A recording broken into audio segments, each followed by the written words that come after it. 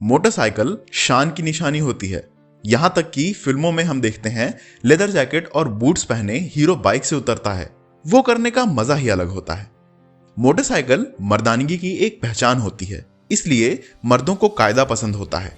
लेकिन एक जमाने में लोग बैलगाड़ी और घोड़ा गाड़ी को यात्रा के सबसे तेज सवारी मानते थे। ये बात है 19वीं सदी की। लोग एक जगह से दूसरी जगह जाने के लिए घोड़ा गाड़ियों जैसे सवारियों का इस्तेमाल करते थे। 1876 में निकोलस ओट्टो नामक जर्मन इंजीनियर ने इंजन का आविष्कार किया। ये इंजन पेट्रोलियम पर चलने वाली पहली 4 स्ट्रोक इंजन थी। इसी इंजन का गाड़ी में इस्तेमाल करके गॉटलिब डाइमलर और विलियम मेबैक ने 1885 में पहली मोटरसाइकिल का निर्माण किया।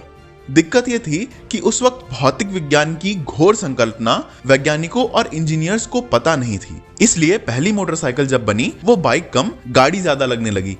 वो 3 पहियों पर चलने वाली थी क्योंकि मुड़ते समय उसका संतुलन बिगड़ जाता था। उसे नाम दिया गया डाइमलर राइट वैगन, जिसका हिंदी में अर्थ है डाइमलर की चलती हुई गाड़ी। हालांकि मोटरसाइकिल के आविष्कार से पहले साइकिल बन चुकी थी, लेकिन उसे पैरों से चलाना पड़ता था। क्योंकि राइट वैगन इंजन पर चलती थी, वो काफी आरामदायक मानी गई। 20 जनवरी 1894 को हेनरिक और उनके दोस्त विलियम हेम्सवर्थ, जो पेशे से इंजीनियर थे, उन्होंने अपनी इस बाइक को पेटेंट करवाया, जिसके बाद उनकी यही मोटरसाइकिल का वजन 50 केजी हो गया था, जो हिसाब करें तो आजकल की मोटरसाइकिल से 50% कम है। उनकी ये मोटरसाइकिल साइकिल की तरह हैंडल से चलती थी और इस मोटरसाइकिल की टॉप स्पीड 45 किलोमीटर प्रति घंटा की थी। इस बाइक में भी 2 सिलेंडर 4 स्ट्रोक इंजन लगे हुए थे। ये मोटरसाइकिल 2.5 pHP की पावर जनरेट करती थी। डाइमलर राइट वैगन के बाद इस मोटरसाइकिल ने उस समय काफी कमर्शियल सक्सेस फेस किया। लोगों का मानो इस बाइक के साथ एक संबंध सा बन गया था। लेकिन प्रथम विश्व युद्ध के दौरान 1919 में इस बाइक की प्रोडक्शन को रोकना पड़ा और हेनरिक और विलियम को असफलतापूर्ण अपनी इस फैक्ट्री को बंद करना पड़ा। हम आपको बता दें कि आजकल के समय में आपको इस तरह के डिजाइन वाली बाइक देखने में बहुत कम मिलेगी। अब इस तरह की मोटरसाइकिल को आप सिर्फ प्राइवेट कलेक्शंस में ही देख सकते हैं।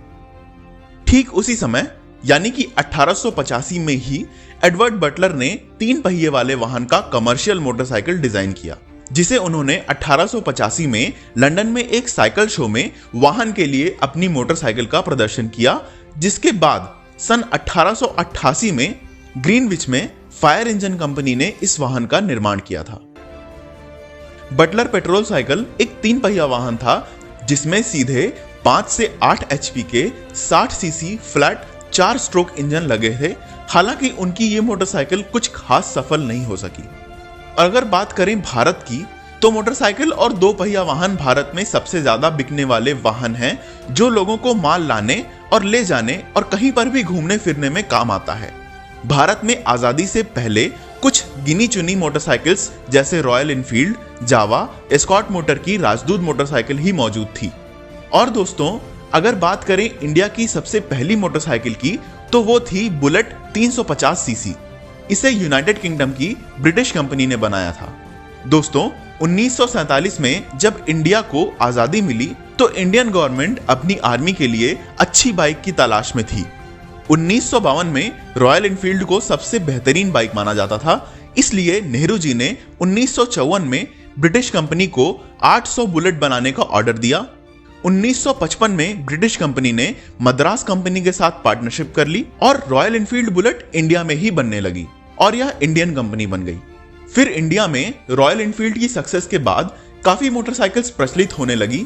बहुत से देसी और विदेशी कंपनी मोटरसाइकिल का निर्माण करने लगी, जिसमें से एक कंपनी जो भारत में रॉयल एनफील्ड के बाद काफी प्रचलित हुई थी, जिनकी मोटरसाइकिल्स अभी तक भारत में चल रही हैं, जो कि है जापान की होंडा कंपनी। इस कंपनी ने भारत में अपना प्लांट भारत में प्रसिद्ध साइकिल निर्माता हीरो कंपनी के साथ मिलकर लगाया था। उसके बाद यामाहा, सुजुकी जैसे अनेक कंपनियों ने अपनी मोटरसाइकिल्स भारत में उतारी और अच्छा खासा पैसा कमाया। और अगर आज के समय में हमारे भारत की बात की जाए, तो जितने भी वाहन भारत में हैं, उनमें से 70% मोटरसाइकिल्स ही हैं। तो दोस्तों, अगर आपको हमारी ये वीडियो पसंद आई तो लाइक जरूर करें और आप अगली वीडियो किस टॉपिक पर देखना चाहते हैं नीचे कमेंट करके हमें जरूर बताएं। दोस्तों, वीडियो पसंद आई हो तो लाइक जरूर करें और अपने दोस्तों के साथ शेयर भी करें। और ऐसी ही नॉलेजफुल वीडियोस को देखने के लिए हमारे चैनल को सब्सक्राइब जरूर करें। धन्यवाद।